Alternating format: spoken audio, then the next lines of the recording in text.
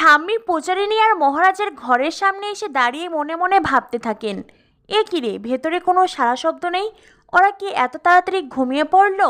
এরপরে ঠাম্মি নাতবউ আর মহারাজ বলে ডাকতে থাকে, কিন্তু তবু কোনো সাড়া না পেয়ে ঠাম্মি দরজা ধাক্কা দেন আর তখনই সোজা ঘরের ভেতরে চলে যান। ঠাম্মি মনে মনে ভাবেন, এ কি, দরজা খোলাই ছিল। এরপর তাকিয়ে ঠাম্মি দেখেন মহারাজ মেঝেতে বিছানা পেতে শুয়ে আছে আর অন্যদিকে আরেকটা বিছানা করা। তখনই সেখানে পূজারিনী বাথরুম থেকে বেরিয়ে আসে আর ঠাম্মিকে দেখেই পূজার চোখ বড় বড় হয়ে যায়। ঠাম্মিও বেশ রাগী চেহারা নিয়ে পূজার দিকে তাকিয়ে থাকে। তারপরে পূজাকে বলে, এই সমস্ত কি হচ্ছে? হ্যাঁ, তোমরা কি শুরু করেছো বলো তো?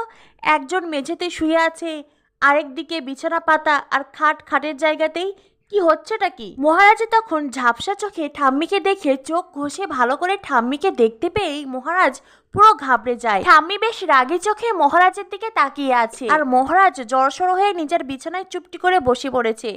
এরপরে কাঁপা কাঁপা গলায় মহারাজ বলে, ঠাম্মি তুমি এখানে?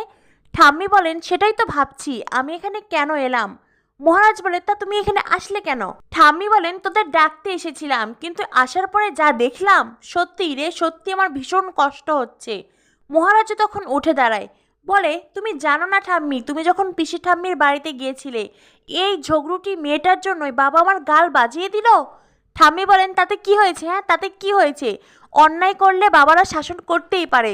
মহারাজ বলে, জানো তো ঠাম্মি, তখন আমার কি মনে হচ্ছিল এই ঝগড়ুটির ঘাটটা মটকে দেই। পূজারিনীর তখন মনে পড়ে যায় খারাপ স্বপ্নের কথা। ফুলসজ্জার রাতেই পূজারিনী স্বপ্নে দেখেছিল মহারাজ ঘরে ঢুকেই তার ঘাড় মটকে দিচ্ছে। তখন এই পূজারিনী মনে মনে ভাবতে থাকি, এই রে, গুন্ডাটা সত্যি যদি আমার ঘাড় মটকে দেয়। ঠাম্মি তখন বলেন, জীবনের প্রথমবার অনেক কিছুই হয়, একবার হয়েছে, আবার হবে, দরকার হলে বারবার হবে। মহারাজ বলে, ঠাম্মি তুমিও কি এখন আমাকে মারবে? ঠাম্মি বলেন, হ্যাঁ, যদি আর একবারও এই সমস্ত বাজে কথা শুনি, আমিও মারবো।